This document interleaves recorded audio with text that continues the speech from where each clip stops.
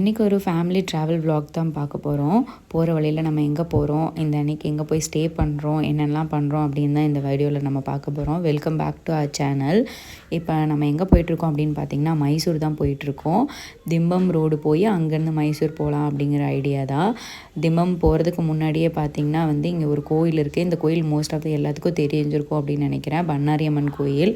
So early morning ஒரு 7-8:30 இருக்கும். அப்போவே நாங்கள் இங்கே வந்துட்டோம். ஸோ கோயில் அவ்வளோவா கூட்டம் இல்லை. போய் சாமி கும்பிட்டு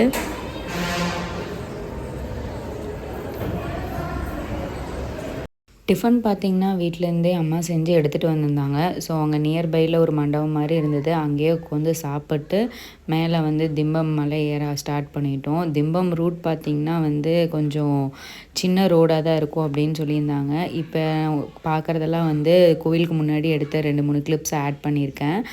அங்கே திம்பம் போகிறதுக்கு முன்னாடி நம்மளுக்கு செக் பண்ணி நம்ம பேக் இதெல்லாம் செக் பண்ணுறதில்ல. ஜஸ்ட் கார் இது செக் பண்ணி அவங்க டோக்கன் மாதிரி தர்றாங்க. அந்த இடத்துல பாஸ் வாங்கிட்டு தான் நம்ம போகணும். ஏன்னா கர்நாடகா ஸ்டேட்டு அப்படிங்கிறங்காட்டி ஒரு லாங் வீக்கெண்ட் அப்படிங்கிறதுனால கொஞ்சம் ரஷ்ஷாக தான் இருந்தது. நான் ஆல்ரெடி சொன்ன மாதிரி இங்கே ரோடு பார்த்திங்கன்னா சின்னதாக தான் இருக்கும். 28 பென்ஸ் மாதிரி இருக்குது. இப்போ தான் second பெண்டில் திரும்புகிறோம்.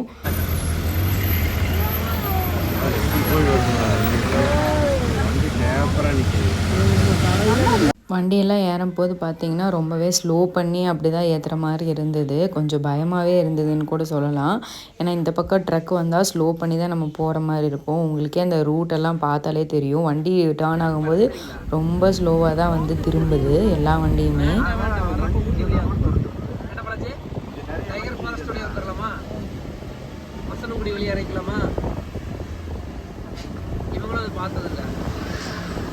Most of the time எங்கள் என்டர்டெயின்மெண்ட்டே இந்த பாப்புக்குட்டி தான். நீங்களும் அவங்களோட சாங்கை கொஞ்சம் நேரம் கேட்டுட்டு வாங்க.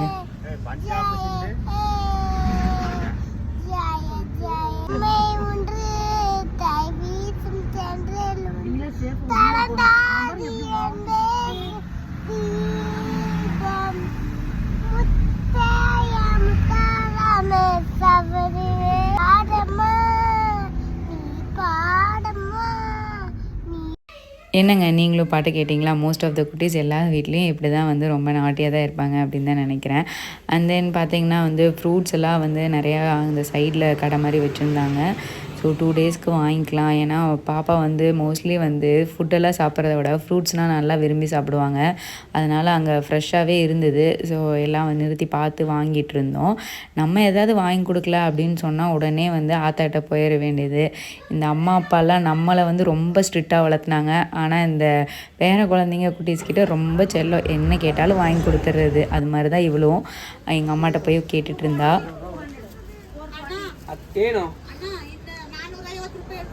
ಯಾರು ಅವ್ರಿವಾ 450 only ಯಾ ಎಸ್ ಮೇಲ್ ಬರಕ್ಕೆ ಎಷ್ಟು ದಿನ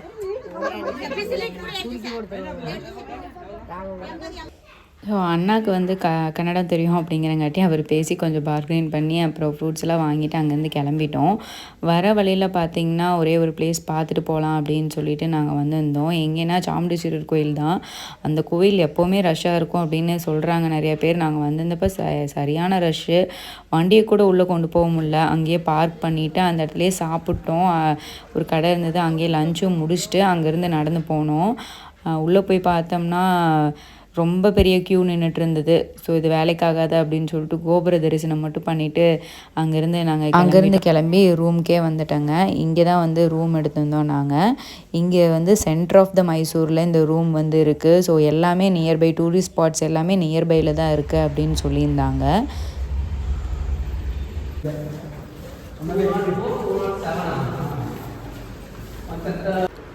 இந்த 2 ரூம்ஸ் தாங்க நம்ம எடுத்திருந்தது. ஒன்று டபுள் பெட்டட், இன்னொன்று ட்ரிபிள் பெட்டட். சிம்பிளாக இருந்தாலும் ரொம்பவே காம்பேக்டாக நீட்டாக இருந்தது.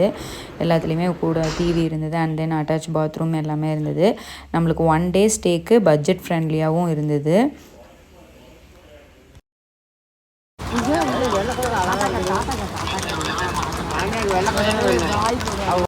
ரூமில் கொஞ்ச நேரம் ரெஸ்ட் எடுத்துகிட்டு கிளம்பிட்டாங்க. எங்கே போகிறோம் அப்படின்னு பார்த்தீங்கன்னா மைசூர் பேலஸுக்கு தான்.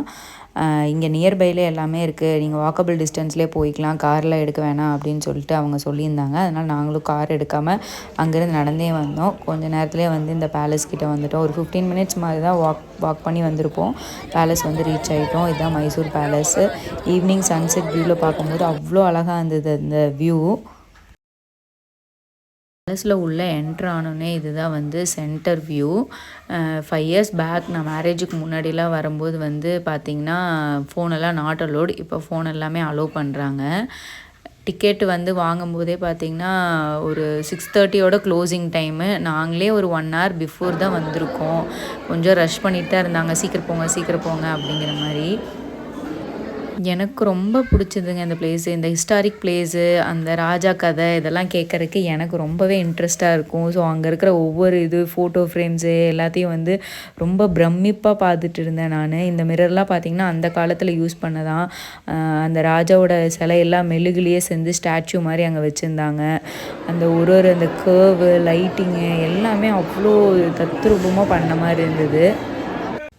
இது வந்து பேலஸ்லேருந்து அவுட்டர் வியூ. இங்கேருந்து பார்த்தா அப்படியே வெளியே தெரியும் அப்படின்னு சொல்லியிருந்தாங்க. எவ்வளோ அழகாக இருக்குன்னு பாருங்களேன். தசரா அப்போ இந்த பிளேஸில் தான் வந்து எல்லாமே அரேஞ்ச் பண்ணியிருப்பாங்களாம், இந்த கிரவுண்டில். அதோட வியூ தான் இப்போ நீங்கள் பார்த்துட்ருக்கிறது. இங்கே ஃபோட்டோ ஃப்ரேம்ஸு எல்லாம் வந்து அந்த காலத்தோட ஃபோட்டோ ஃப்ரேம்ஸு இதெல்லாம் வந்து அந்த இடத்துல வச்சுருந்தாங்க. அப்புறம் பார்த்திங்கன்னா இங்கே வந்து ஒரு சில பிளேசஸ் வந்து இன்னுமே ரெஸ்ட்ரிக்ஷன் பண்ணி வச்சுருக்காங்க. பேரிகேட்ஸ் மாதிரி செயின் மாதிரி போட்டு லாக் பண்ணி வச்சுருக்காங்க. அங்கெல்லாம் வந்து நம்ம விசிட்டர்ஸை வந்து அலோவ் பண்ணுறதில்ல. ஒரு சில குறிப்பிட்ட இடம் மட்டும்தான் நம்மளுக்கு வந்து அவங்க அலோவ் பண்ணுறாங்க. இதெல்லாம் பார்த்திங்கன்னா அந்த தசரா அப்போ அந்த யானைக்கெல்லாம் பட்டம் கட்டுவாங்களே அதெல்லாம் வச்சுருந்தாங்க அங்கே. இது வந்து வெளியே வந்ததுக்கப்புறம் அவுட்டர் ஸ்பேஸில் இப்படி தான் இருந்தது. நாங்கள் போனப்போ ஒரே என்னென்னா லைட்டிங் இல்லை. அப்போ லைட்டிங் வந்து ஏதோ நல்லா போடலை அவங்க. ஸோ லைட்டிங் பார்க்க முடில. ஆக்சுவலாக ஈவினிங் போனதே வந்து லைட்டிங் பார்க்கலாம் அப்படின்னு தான் போயிருந்தோம். அது ஒரு பெரிய டிசப்பாயின்மெண்ட்டாக இருந்தது, லைட்டிங் இல்லை அப்படின்னு சொல்லிட்டு. வெளியே வந்துட்டு கொஞ்சம் ஷாப்பிங் பண்ணோம். நிறைய கடை இருக்குது. ஷாப்பிங் பண்ணிவிட்டு பானிபூரி சாப்பிட்ருந்தோம்.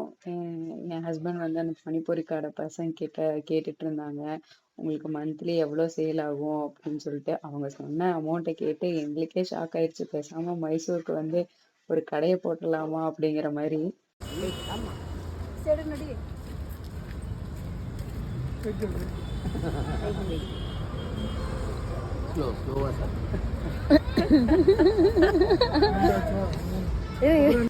மோஸ்ட்லி அப்பா வந்து இந்த மாதிரி வெளியெல்லாம் ஸ்ட்ரீட் ஃபுட்லாம் சாப்பிட மாட்டார். அன்றைக்கி சாப்பிட்டு நல்லா வேலை இருக்குது அப்படிங்கிற மாதிரி சொல்லியிருந்தார். அப்புறம் பார்த்திங்கன்னா மைசூரில் இந்த குதிரை வண்டி ஃபுல் லைட்டிங்கோட இருக்குது. நம்ம வேணும்னா வந்து 1 hour 2 hour எடுத்துக்கலாம். அந்த ஒரு பர்டிகுலர் ஏரியா வந்து ஃபுல்லாகவே அவங்க நம்மளுக்கு சுற்றி காட்டுறாங்க. மைசூர் பேலஸ்க்கு வெளியே வந்தீங்கன்னா இந்த மாதிரி எக்ஸிபிஷன் போட்டிருந்தாங்க. அது எப்போவும் போட்டிருப்பாங்களா என்னன்னு தெரில. ஃபுல்லாக லைட்டிங்கில் ஒரு எக்ஸிபிஷன் மாதிரி போட்டிருந்தாங்க. சரி அங்கே போகலாம் அப்படின்னு சொல்லிட்டு உள்ளே போனோம். ஃபுல்லாகவே ஃப்ளவர்ஸு, லைட்டிங்ஸு, அந்த தூரி எல்லாமே இருந்தது. ஃபுல்லாக நம்ம ஊரில் எக்ஸிபிஷன் மாதிரி தான் இருந்தது அதுவுமே.